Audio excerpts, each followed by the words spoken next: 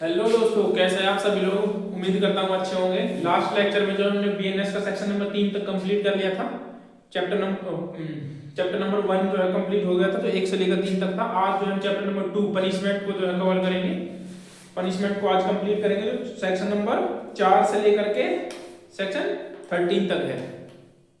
कोशिश करते हैं आज हो जाए, बाकी देखते हैं जितना होगा उतना करेंगे।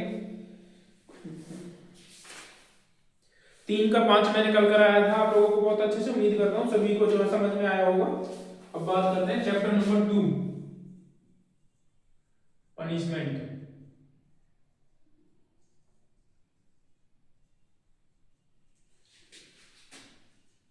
सेक्शन 4 से 13 तक, ठीक है। आगे करेंगे सेक्शन नंबर 4 जो बात करता है पनिशमेंट।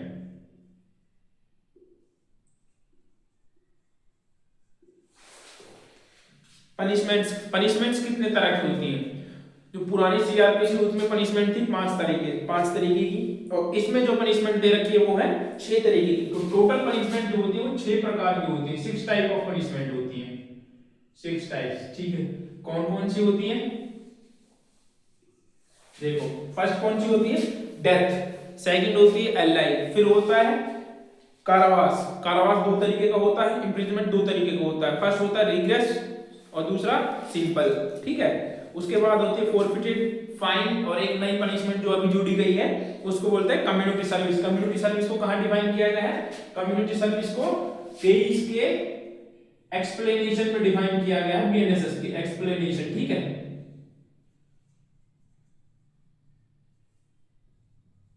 सेक्शन नंबर 23 के एक्सप्लेनेशन में इसमें पनिशमेंट कौन सी होती है। फर्स्ट पनिशमेंट है डेथ।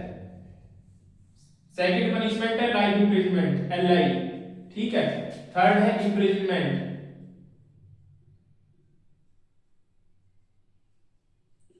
जो कहां से कहां तक, इसमें दो दो है। पहला सिंपल इम्प्रिजमेंट, दूसरा रीग्रेस। आईएमपी को मैं इम्प्रिजमेंट लिख दे रहा हूं, ठीक है, शॉर्ट में। इंपॉर्टेंट मत समझना, इम्प्रिजमेंट है इसका मतलब। उसके बाद एक और है forfeited of property.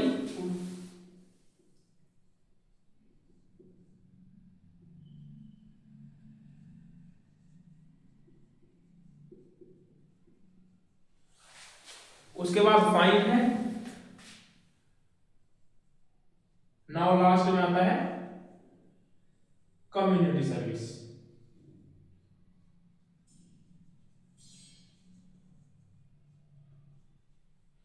Community service को यहां डिफाइन किया है सेक्शन नंबर 23 ऑफ बीएनएसएस के एक्सप्लेनेशन में। आज दूसरे फोन से वीडियो बनाना तो इसमें ना देखना पड़ता है बार बार में कि कहीं कोई ये तो नहीं है, फोकस मोड हट तो नहीं गया उल्टा सीधा जो है। तो ये जो है 6 तरह की पनिशमेंट है जो सेक्शन 4 में दे रखी है। पहले जो थी वो बीएनएसएस में टोटल कितनी पनिशमेंट थी, 5। सॉरी, आईपीसी में कितनी थी, 5 टाइप्स, ठीक है। जो नया जोड़ा गया है वो कौन सी पनिशमेंट है, कम्युनिटी सर्विस। तो इस चीज को याद रखना, आईपीसी में 5 तरीके थी। लेकिन यदि पूछ लिया जाए कि आईपीसी के जब आईपीसी बना था तब उस टाइम पे कितनी पनिशमेंट थी, तो उस टाइम पे 6 थी। उस टाइम पे कितनी थी, 6। ये भी याद रखना। बाद में एक को रिमूव करके कितनी हो गई थी, इसमें 5 हो गई थी।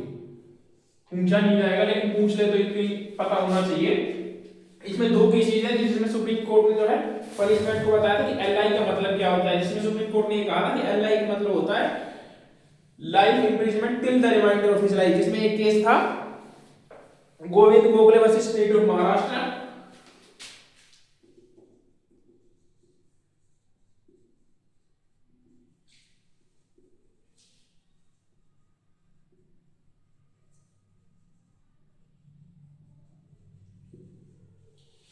एक मिनट दोस्तों,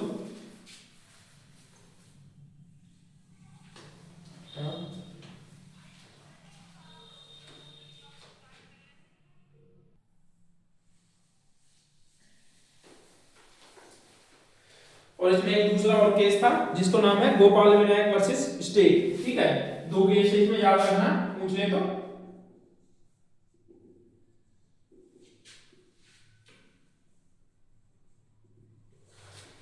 ये दो केस थे जिसमें सुप्रीम कोर्ट ने कहा था कि एलआई का मतलब होता है life imprisonment till the reminder of his life, ठीक है। उसके बाद आता है commutation of the sentence of death और LI. LI means life imprisonment. ये दोनों सेक्शन जो थे पहले अलग अलग थे आईपीसी में, एक 56 था शायद, एक 55 56 57 के करीब ही थे सेक्शन, मुझे एक्यूरेट याद नहीं है आईपीसी के, ठीक है। तो 6 तरह की पनिशमेंट होती है, देख लेना, और साथ के साथ में जो है याद रहे नोट्स बनाते हुए चलना, ठीक है, क्योंकि बिना नोट्स के जो है आपको अभी तो जो है समझ में आ जाएगा, लेकिन बाद में जो है आप भूल जाओगे। क्यों? क्योंकि ये ह्यूमन नेचर है भूलना। भूलना क्या है? ह्यूमन नेचर का, सारी चीजें याद रहना है तो दिमाग आपका फट जाए, ठीक है। अब आते हैं कम्युनिकेशन पर। Communication of sentence, section number 5।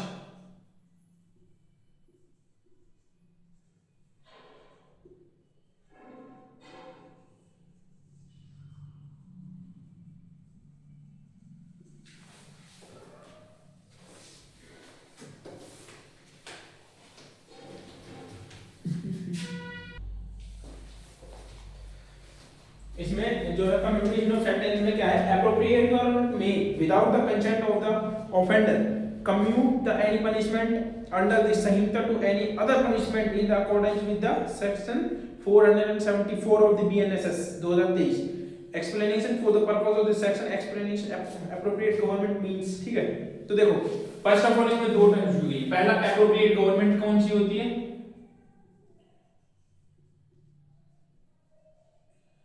Appropriate government क्या होती है? एप्रोप्रिएट गवर्नमेंट में सेंट्रल गवर्नमेंट, स्टेट गवर्नमेंट और सेंट्रल गवर्नमेंट दोनों आती है, ठीक है। सेंट्रल गवर्नमेंट और स्टेट गवर्नमेंट एप्रोप्रिएट गवर्नमेंट में दोनों है।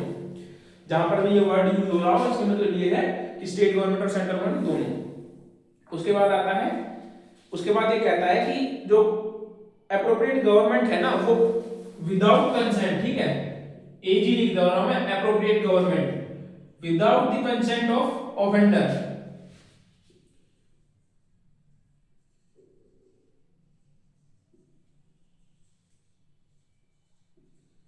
बिना किस ऑफेंडर की, मतलब जो अपराधी है उसकी सहमति के बिना जो है सेंटेंस को जो है कम्यूट कर सकती है, मतलब कम कर सकती है, हिंदी में बोलते हैं लघुकृत कर सकती है सेंटेंस को, ठीक है।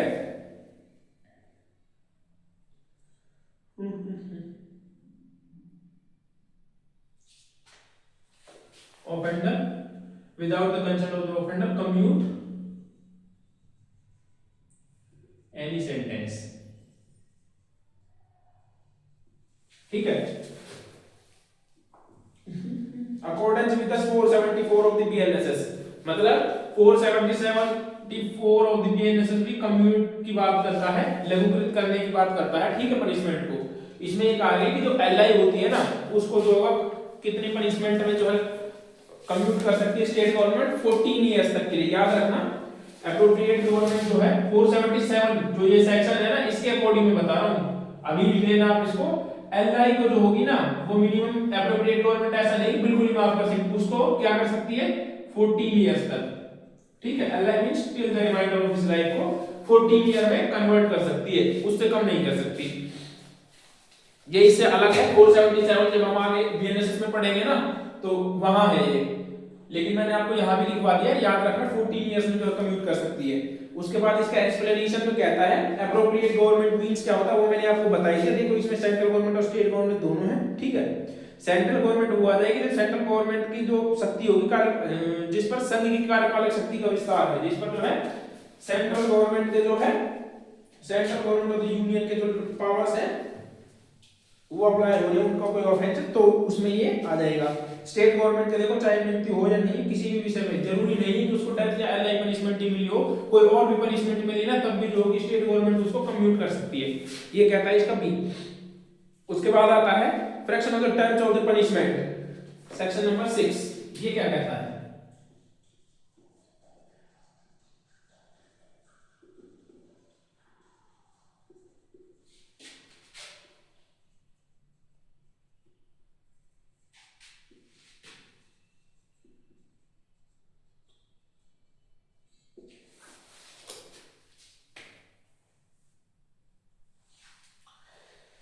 दंडादेश की दंडावधियों की भिन्न है। दंडावधियों की भिन्नों की गणना करने में अन्यथा उपबंधित के अलावा आजीवन कारावास को 20 वर्ष के कारावास के समतुल्य माना जाएगा।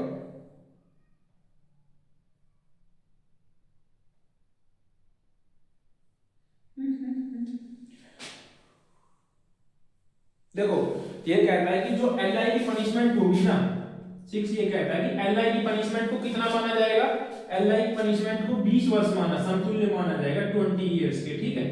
एलआई की पनिशमेंट वैसे तो till the reminder of his life का मतलब ये है कि कंप्लीट लाइफ है, लेकिन जो है लॉ में डिफाइन करने के लिए एलआई को कितना माना गया है 20 इयर्स के लिए। तो उसकी गणना के लिए जब एलआई किसी को पनिशमेंट दी जाती है तो इट मींस वो 20 ईयर होता है, ठीक है।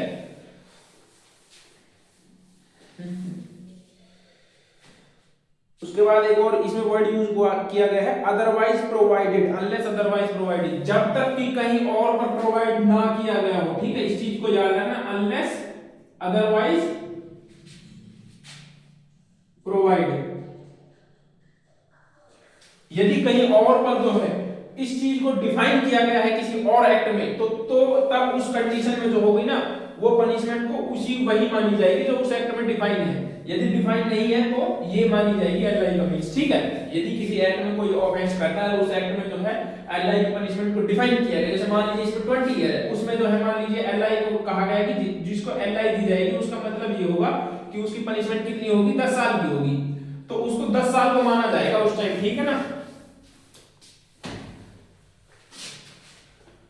अब करते हैं आगे बढ़ते हैं। उम्मीद करता हूँ आप लोगों को वीडियो अच्छी लग रही होगी।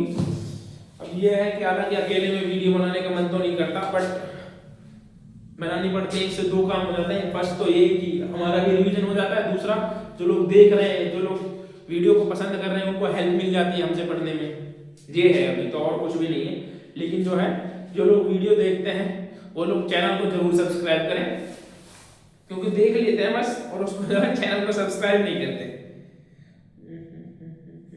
आप लोगों के सब्सक्राइब करने से जो है हमें बड़ी हिम्मत मिलती है करने के लिए कि हाँ चलो हमें कोई देख तो रहा है, एटलीस्ट फॉलो तो कर रहा है।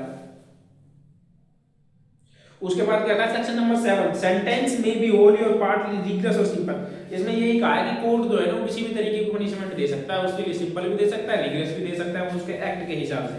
इसमें कुछ नहीं है, सेक्शन याद रख लेना बस। उसके बाद आता है section number 8, amount of fine, liability और default of payment of fine. देखो section number 8,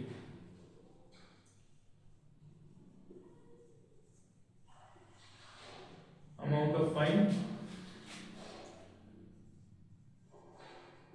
default of liability of fine.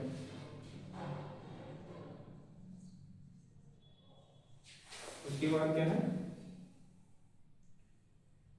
Liability in default of fine. अच्छा, amount of fine, liability in default of fine.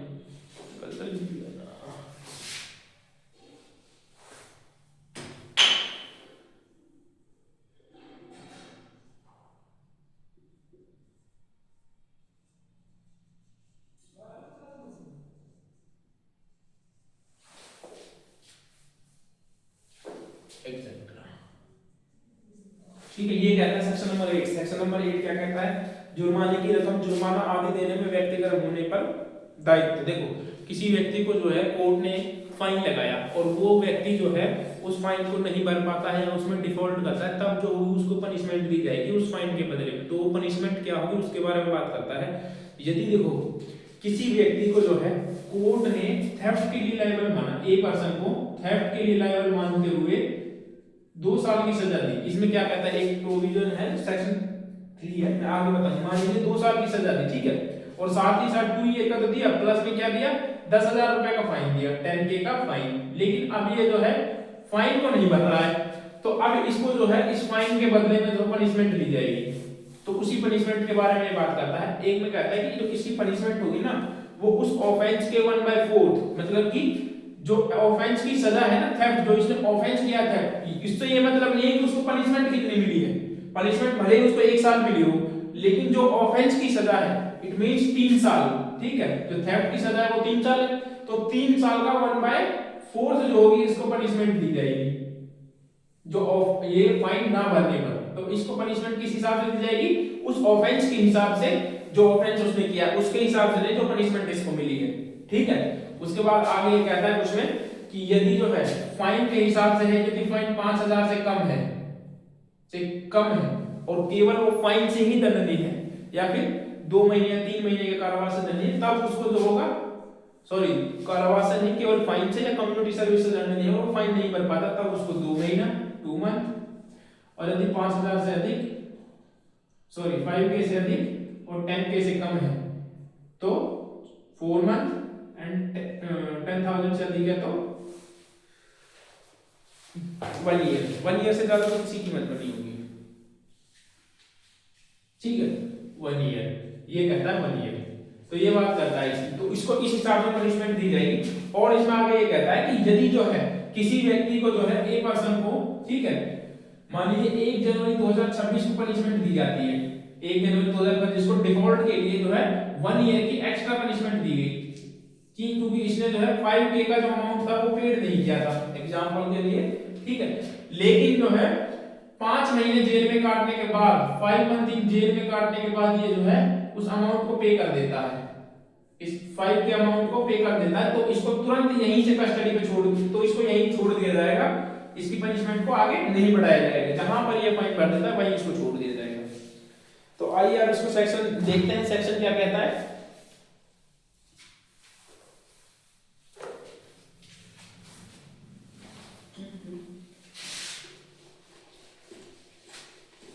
ये तो बहुत छोटा मुझे लग रहा है।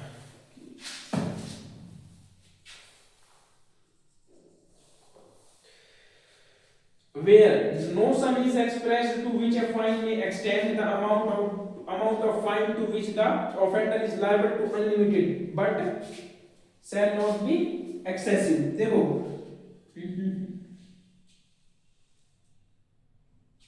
देखो जहां पर लॉ में जो है ये नहीं बताया गया कि आप कितना फाइन लगा सकते हैं, वहां पर कोर्ट अनलिमिटेड फाइन तो लगा सकती है लेकिन बट नॉट एक्सेसिव फाइन नहीं लगा सकती, मतलब कि उसकी हैसियत से ज्यादा वो फाइन नहीं लगा सकती। मान लीजिए किसी गरीब व्यक्ति को जो है किसी ऑफेंस के लिए लायबल ठहरा दिया गया, हो जाता है किसी से, चलो वो ऑफेंस होना अलग बात है, चलो मान लीजिए किसी से ऑफेंस हो गया, ठीक है, अब वो बेचारा 4 साल से जेल में वो फाइन भर ही नहीं पा रहा, आपने फाइन की सजा 20 साल लगा दी, तो ऐसा नहीं करना है। या फिर आपने जो है फाइन कितना रख दिया, 20 लाख रुपए रख दिया, जो उसकी हैसियत से ही पर है वो दे ही नहीं सकता, गरीब आदमी है तो कहां से फाइन देगा। तो इसमें यही कहा गया है कि कोर्ट जो है ना वो एक्सेसिव फाइन नहीं लगा सकती, उसकी हैसियत से ज्यादा फाइन नहीं लगा सकती।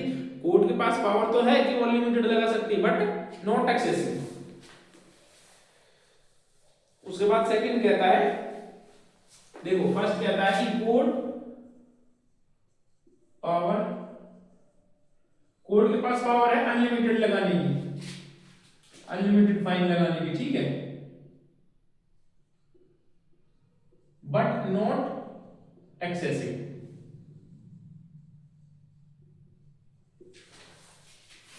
हिंदी में बोलते हैं इसको अत्यधिक नहीं, असीमित है किंतु अत्यधिक नहीं, असीमित है अत्यधिक नहीं।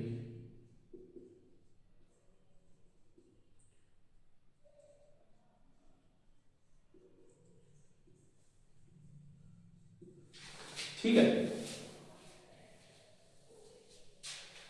उसके बाद सेकंड कहता है in every case of offence, किसी अपराध के प्रत्येक मामले में जो कारावास के साथ जुर्माने से दंडनीय है, जिसमें अपराधी कारावास सहित या रहित जुर्माने से दंडाधीश हुआ है।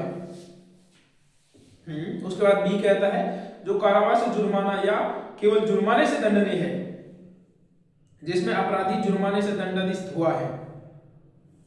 देखो फर्स्ट कहता है इसमें, सेकंड का फर्स्ट कहता है इन default of payment of fine, every matter में 2 का ए कहता है कि कारावास के साथ जुर्माने से दंड दे। देखो punishment plus fine, sorry punishment लिखना ठीक नहीं रहेगा, है ना, पनिशमेंट क्यों नहीं लिखे, पनिशमेंट तो फाइन भी पनिशमेंट ही, तो कारावास कस्टडी और फाइन लिख दें, चलो हिंदी में लिख देते हैं ना, बात ही खत्म। कारावास इम्प्रिजनमेंट बोलते हैं, याद नहीं आता अब यार, एंड टाइम पे याद नहीं आता, इम्प्रिजनमेंट प्लस फाइन दोनों लगाए गए हैं, ठीक है। या फिर बी कहता है, बी क्या कहता है, जो कारावास जुर्माना या केवल जुर्माने से दंडनीय है, जिसमें अपराधी जुर्माने या दंडनीय हुआ है, जो इम्प्रिजनमेंट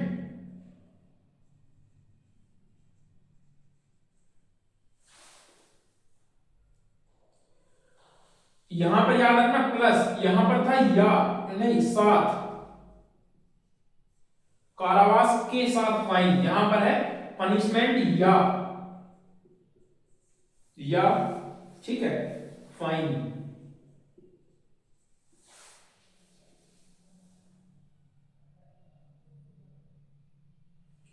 या केवल जुर्माना।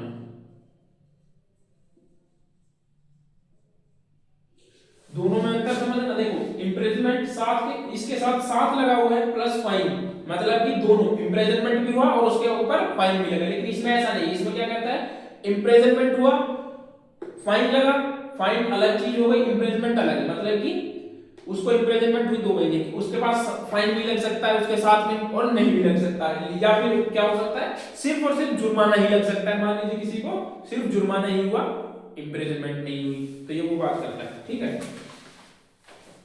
उसके आगे कहता है वह न्यायालय जो अपराधी को दंडादेश करेगा सक्षम होगा कि दंडादेश यह निर्देश दे कि जुर्माना देने में व्यक्तिक्रम होने की दशा में अपराधी किसी अमूक अवधि के कारावास को भोगेगा, जो कारावास को अन्य कारावास के अतिरिक्त होगा जिसके लिए वह दंडादेश हुआ है, जिसके लिए दंडादेश के लघुकरण के अधीन दायी होगा। अच्छा ये क्या कहता है, अब आगे ये कहता है कि किसी को जो है इन दोनों में से किसी प्रकार के लिए फाइन किया गया लेकिन उसने डिफॉल्ट कर दिया, in case of default, in case of default of fine, default of fine, तो उस कंडीशन में क्या होगा, देखो यदि डिफॉल्ट हो जाता है तो वहां पर जो क्या होगा, वहां पर ये कहता है कि अमुक मजिस्ट्रेट जो होगा ना अपराधी को किसी निश्चित अवधि के लिए जो होगा दंड दे सकता है, और वो क्या होगी, एडिशनल होगी, अतिरिक्त होगी, जैसे मान लीजिए तो मजिस्ट्रेट अतिरिक्त, इसको बोलते हैं एडिशनल पनिशमेंट देगा, ठीक है। ये क्या होगा, जैसे अब इसको क्या, इसका क्या मतलब, एडिशनल का मतलब देखो, ठीक है किसी ने ए ने थेफ्ट किया, ठीक है थेफ्ट किया, इसको मजिस्ट्रेट ने पनिशमेंट दी 2 ईयर की, ठीक है। अब 2 ईयर के प्लस में इसके साथ में फाइन लगाया था 10,000, लेकिन जो है ये 10,000 रुपए नहीं भर पा रहा, तो मजिस्ट्रेट ने इसके फाइन के डिफॉल्ट करने पर जो है इसको कितनी सजा दे दी, 6 महीने की और दे दी, मान लीजिए 6 मंथ की पनिशमेंट, तो जो 6 मंथ की पनिशमेंट है ना इसमें इंक्लूड नहीं होगी, ये 6 मंथ की पनिशमेंट क्या होगी, 2 ईयर, तो ये तो है ही पनिशमेंट की प्लस में 6 मंथ, ठीक है, तो ये इसमें ऐड ऑन होगी, मतलब इसके अतिरिक्त होगी, 2 साल के अतिरिक्त, तो ये कहता है ये। उसके बाद थर्ड आता है, थर्ड क्या कहता है, यदि अपराध कारावास के साथ जुर्माना से भी दंडनीय है तो वह अवधि जिसके लिए जुर्माना देने में व्यक्तिगत होने की दशा में न्यायालय अपराधी को कारावासित करने का निर्देश दे, कारावास को उस अवधि की 1/4 से अधिक नहीं होगी,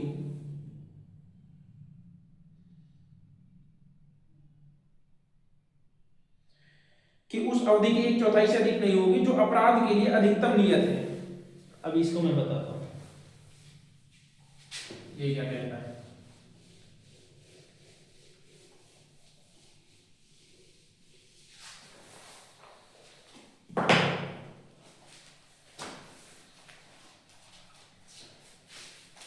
थर्ड कहता है, थर्ड क्या कहता है, यदि अपराध कारावास के साथ जुर्माने से भी दंडनीय है तो वह अवधि जिसके लिए जुर्माना देने में व्यक्तिगत होने की दशा में न्यायालय अपराधी को कारावासित करने का निर्देश दे।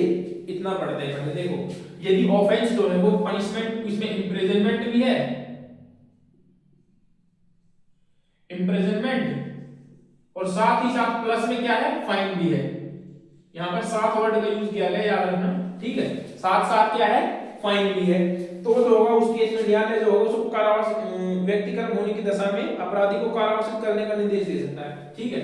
इसके पास मान 2 ईयर की इसको पनिशमेंट दी, ठीक है, फाइन ना देने के लिए इसको कितनी दी, इसको कितनी दी, मान लीजिए 2 महीना, 2 मंथ जो इसको और बड़ी पनिशमेंट देते डिफॉल्ट करने के केस में, कारावास की उस अवधि की 1/4 से अधिक नहीं होगा जो उस अपराध के लिए अधिकतम नियत है। अब देखो ये क्या कहता है कि मान लीजिए इसने ऑफेंस किया था थेफ्ट, ठीक है, थेफ्ट किया था यानी कि सम अमाउंट में, मान लीजिए किसी ने कोई ऐसा थेफ्ट ही मान लीजिए, अरे थेफ्ट तो 3 साल या 4 साल की पनिशमेंट है क्या किसी में, 6 मंथ की पनिशमेंट, अरे नेग्लिजेंस के में मान लीजिए यार 6 मंथ की होगी इसमें, ठीक है। चलो मानो थेफ्ट की छोड़ो ना, थेफ्ट की मानो, थेफ्ट की पनिशमेंट की थी इसने, थेफ्ट की ओरिजिनल पनिशमेंट कितनी आप सभी को पता है, 3 साल है, 3 ईयर है, ये इसकी ओरिजिनल पनिशमेंट है। मजिस्ट्रेट ने दी इसको 2 साल की पनिशमेंट, साथ में इसके साथ फाइन लगाया 2 महीने, मतलब डिफॉल्ट करने पर कितनी पनिशमेंट थी, 2 महीना। तो ये पनिशमेंट किस हिसाब से दी गई इसको 2 महीना, उसके बारे में बात करता है कि ये जो पनिशमेंट होगी ना, ये इसके 1/4 इसके 1/4 से अधिक नहीं होगी किसी भी कीमत पर, ठीक है। मजिस्ट्रेट जो पनिशमेंट दे सकता है डिफॉल्ट केस में, लेकिन जो होगा इसके 1/4 से ज्यादा नहीं दे सकता। मतलब कि मजिस्ट्रेट जो है, मान लीजिए इसके ऊपर 10 लाख का जुर्माना लगाया था, ठीक है, लेकिन जो ये दे नहीं पाया। अब मजिस्ट्रेट जो है इसको 3 साल की टोटल पनिशमेंट है, मजिस्ट्रेट क्या कर दे रहा है, मजिस्ट्रेट 3 साल की पनिशमेंट और दे रहा है इसको, तो ऐसे तो ये 5 साल की हो जाएगी जितनी इसकी टोटल पनिशमेंट नहीं है। तो इस कंडीशन में क्या होगा, तो इसको सिर्फ इस ऑफेंस की 1/4 पनिशमेंट ही दी जाएगी, ठीक है, इस ऑफेंस की 1/4 पनिशमेंट। तो इट मींस यदि 3 साल की पनिशमेंट है तो जो होगा, तो 1/4 कितना होता है, 9 मंथ शायद से, आई एम राइट, 9 मंथ की पनिशमेंट ही इसको दी जा सकती है। उससे ज्यादा की पनिशमेंट जो होगा in case of default of fine, तो इसमें इसको नहीं दी जा सकती। तो ये कहता है 1/4 की ही पनिशमेंट दी जा सकती है, उससे ज्यादा नहीं होगी। उसके बाद फिफ्थ क्या कहता है, यदि कारावास, आप लोगों को हिंदी से कोई दिक्कत तो नहीं है, आप लोग चाहें तो मैं इंग्लिश में भी बता सकता हूँ, ठीक है। मैं जब हिंदी में बताता हूँ तो इंग्लिश में लिख देता हूँ, इंग्लिश में बताता हूँ तो हिंदी में भी लिख देता हूँ। मैं जो मतलब ऐसा नहीं है कि मैं किसी में पढ़ा नहीं सकता, जो मुझे ठीक लगता है मैं उसमें करा देता हूँ। उसके बाद कहता है, फिफ्थ कहता है, यदि कारावास जुर्माने से या सामुदायिक सेवा से दंडनीय है तो वह कारावास जैसे न्यायालय जुर्माना देने में व्यक्तिगत होने की दशा में सामुदायिक सेवा में व्यक्तिगत होने की दशा में आरोपित करे सादा होगा, और वह अवधि जिसके लिए जुर्माना देने में व्यक्तिगत होने की दशा में न्यायालय अपराधी को कारावासित करने का निर्देश दे, निम्नलिखित अवधि होगी। ये कहता है, फिफ्थ कहता है इसका। पांचवा क्या कहता है, पांचवा पॉइंट कहता है कि किसी व्यक्ति को जो है सिर्फ फाइन और या, ठीक है, नहीं बोलते या कम्युनिटी सर्विस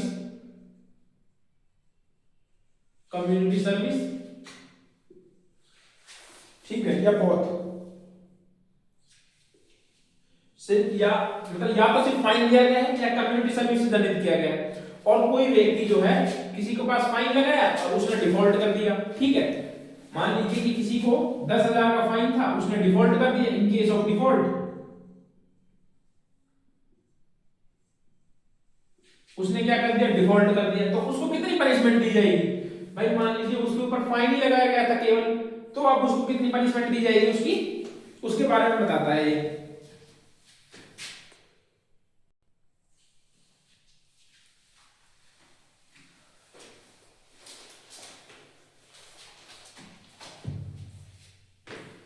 तो ये क्या कहता है, देखो, पहला यदि इन डिफॉल्ट होता तो पहला ये कहता है कि इसको सिंपल इंप्रिजनमेंट दिया जाएगा, ठीक है, सिंपल इंप्रिजनमेंट। जो डिफॉल्ट की पनिशमेंट होगी ना वो सिंपल इंप्रिजनमेंट होगी। फर्स्ट तो ये कहता है जुर्माने से दंडनीय व्यक्ति का होने की दशा में न्यायालय कारावास दे तो निम्नलिखित अवधि होगी। अब कौन सा जुर्माना क्या है उस,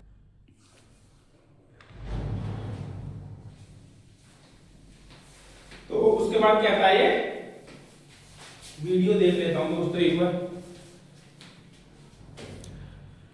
ठीक है।